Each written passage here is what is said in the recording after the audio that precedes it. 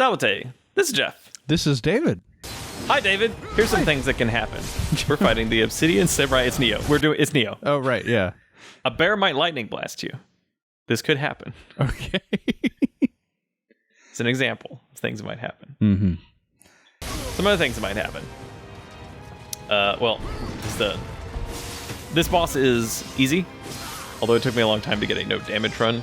He hits very hard, and a few of his attacks come out faster than you expect, especially since he mains an axe, which is fairly easy. That is the Munishige like freak out. Okay. That one comes out a little bit faster than you might expect. That is the sort of problematic sword one.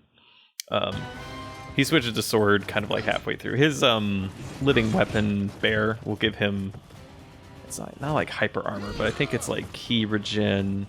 And so as long as he got that aura on him. But he's a regular, he's basically just a regular human-sized opponent, not a yokai. So he has the sword combos and the axe combos that you can use. So all of the moves that those have are the things that you can do.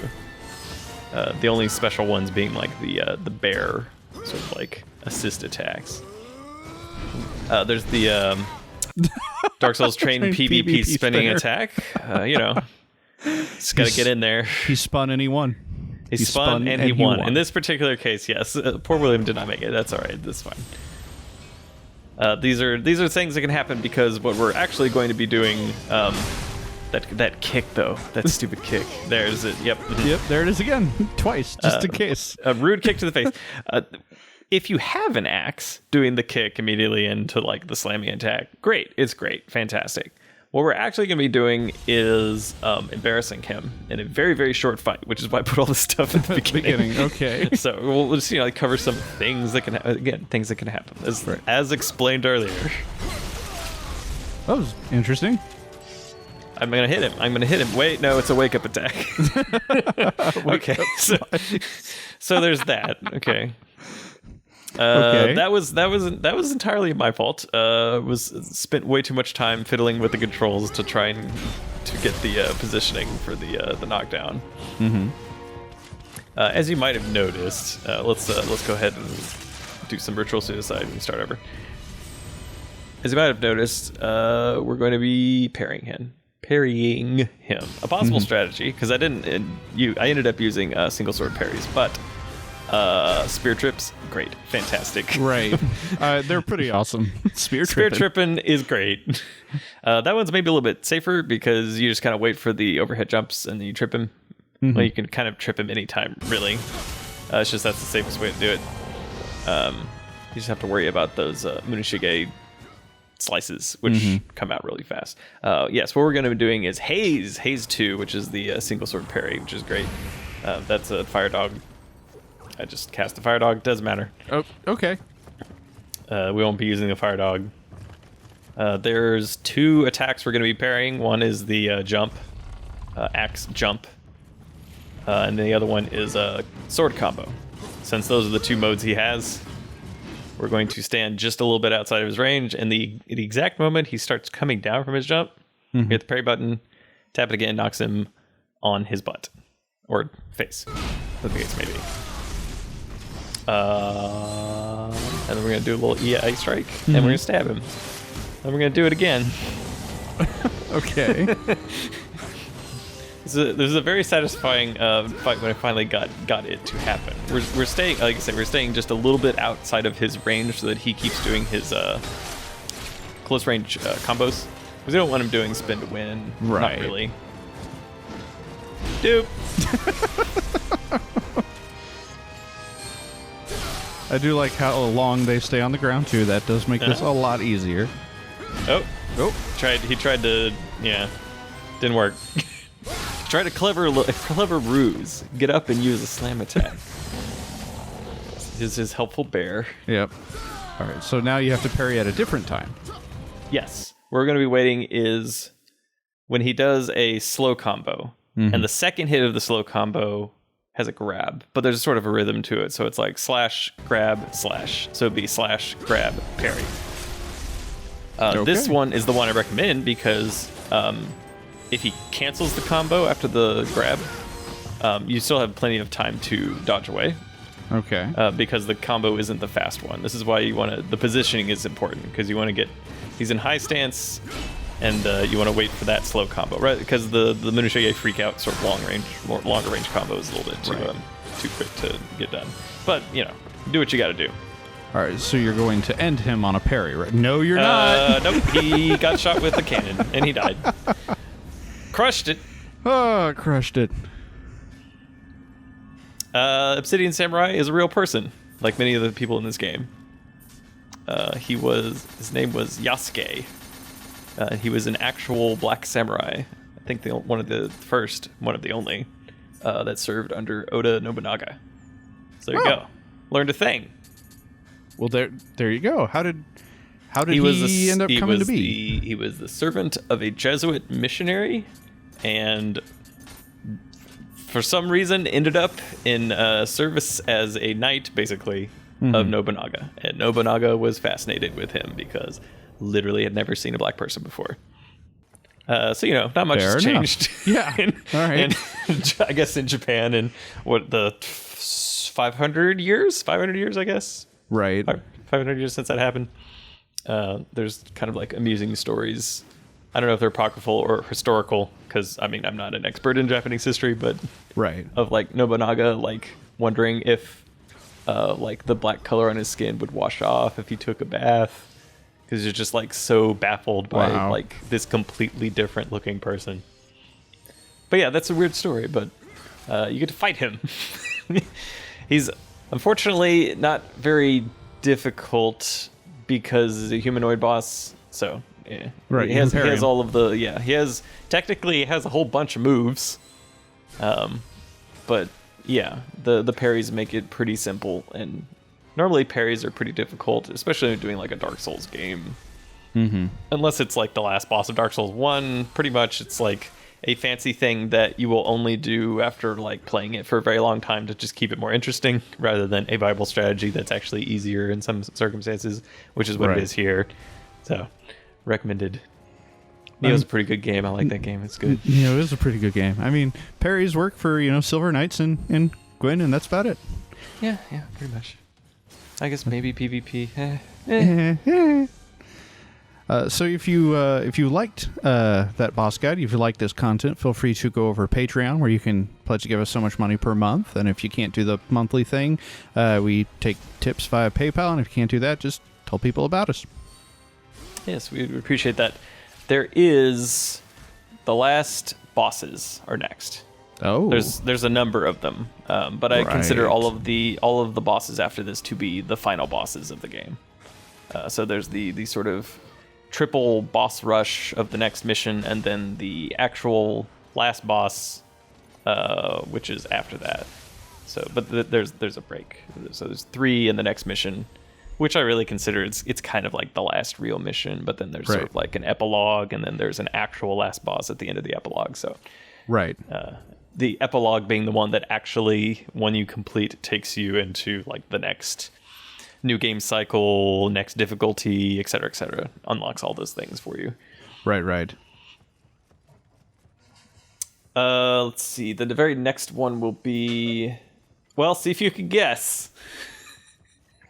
I'm sure you can guess. Is it the dude we've been chasing the whole time?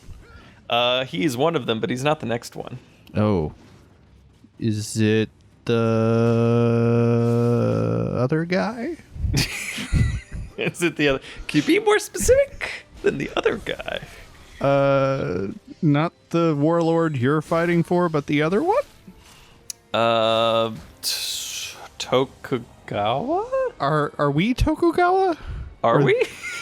Toyotomi? Wait, which one are we? Wait, I think we're Tokugawa? Neither of those. Oh.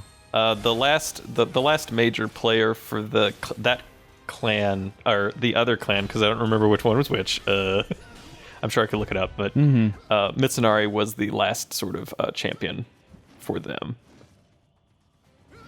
So if you have you've defeated all of the, let's say, living heirs to the throne, so to speak, It's a Sengoku era Japanese video game.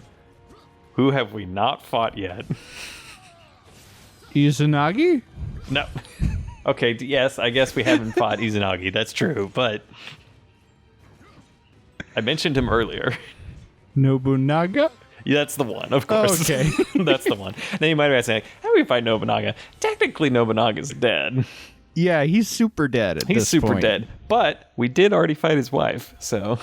She was also super dead. She was also super dead. So there's no reason that we can't fight Nobunaga. Right. Yes, the next mission... To arrive at, sorry. Nobunaga is the Dr. Wily of the game in his flying castle, which is going to be the final mission. So it was Nobunaga all along. Well, it wasn't Nobunaga all along, but not Holland. What's his name? Kelly was his first name. I don't remember. But Kelly was using the Amrita to bring back Nobunaga. Spoilers. There's the plot. There's the plot. Well, that's part of the plot. He's just being evil, I guess, going around and making war so he can get Amrita for reasons. Right. Why is it that whenever like games set in this period, whenever they're like, all right, he's resurrecting the big bad, it's always Nobunaga? It's always Nobunaga. Like Onimusha was all about Obunaga. Nobunaga is a demon lord guy. Sure. Like I mean, none of the warlords of Japan were good. Nope. I assume it's a folk hero situation. Okay. Like a George Washington or something, or like a Vlad Tepes, depending on if you're Romanian or not. Maybe that kind of thing. Whether or not you're into impalement. Sure. I assume that's more along the lines of what it is. We don't have, although America is sort of literally born in rebellion and war, and traditionally has a culture of violence, and like glorifying violence and stuff. That's the way it is.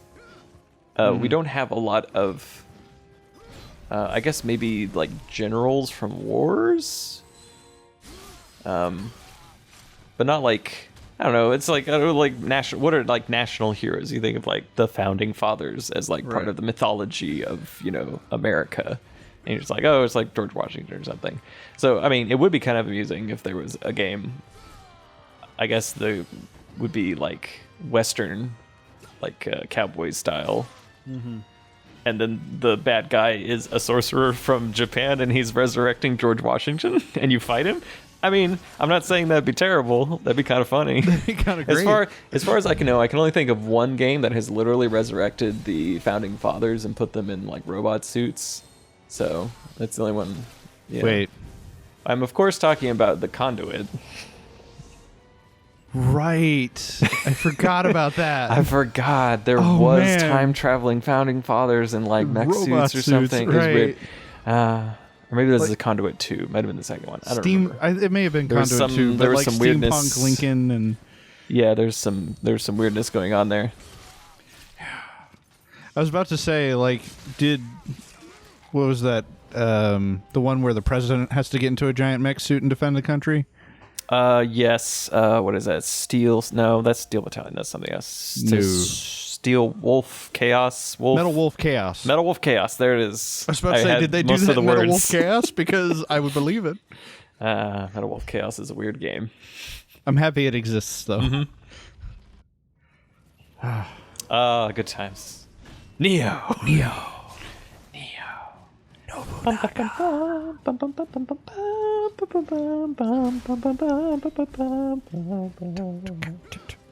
I can't because we've been going. Well, I can't, but I want to.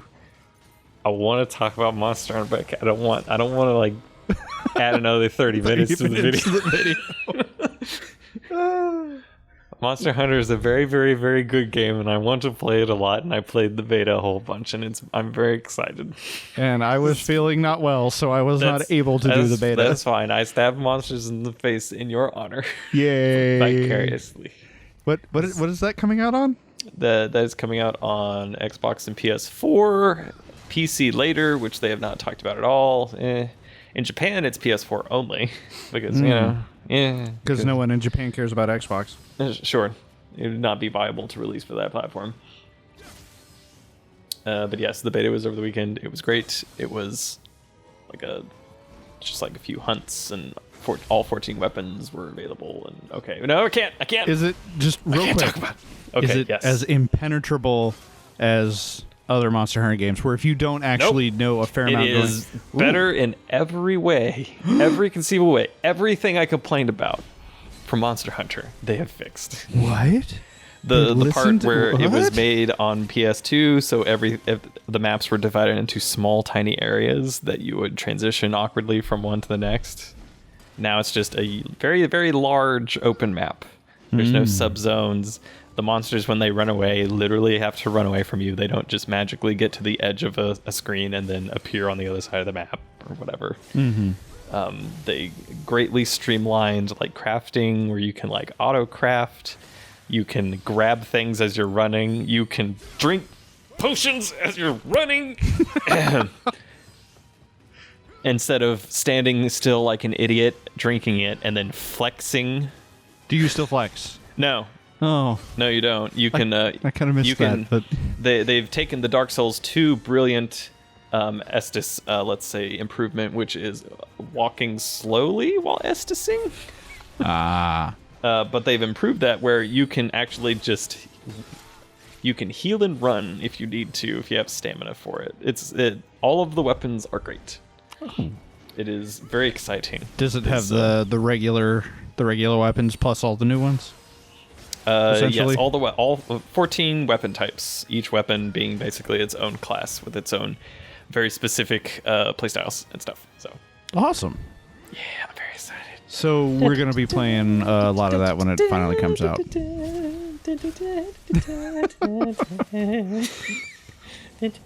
Yes. So are we going to just make a recommendations video for it before it even comes out? Are we just going to do that? No, I'm not going to do that, but it is Game of the Year 2018 Game of All Time. Is that when it's coming out officially? 2018, yeah, because it's January. So right. It's another another month or so. Well, I will have some time partway through January. Okay. After they drilled the better holes in my face. Okay, so. Very good. They'll be nasally beneficial. Yes. They're gonna make both nostrils work good. You can recover by hammering monsters in the face, let's say drilling holes into them. Practice your veterinary skills. Veterinary, right. It's basically a game of veterinary surgery, and also cats, and making kitty armor, and having a bunch of kitty slaves that run a farm for you. Wait. I can't just talk you about said Monster kitty Hunter. Slaves? I don't. They're not slaves. They're workers. You have a farm. Do you pay them? I don't know. I assume they would get paid somehow. Maybe they take a cut. They probably take like a cut. So there's a kind of payment. I actually don't know. That the farming stuff was not in the demo. The demo / beta was just the 3 hunts that you can go out on. But yes, you have your little feline companions. They ran the farm, and the only other one that I actually technically played, which was 3 Ultimate. Although I have watched many, many, many hours of other games in the series. Yeah. Nioh. Okay, there. I didn't talk for a full 30 minutes about all right. So in order to stop this, I'm going to go ahead and stop recording. Okay, I stopped recording. Let me stop now.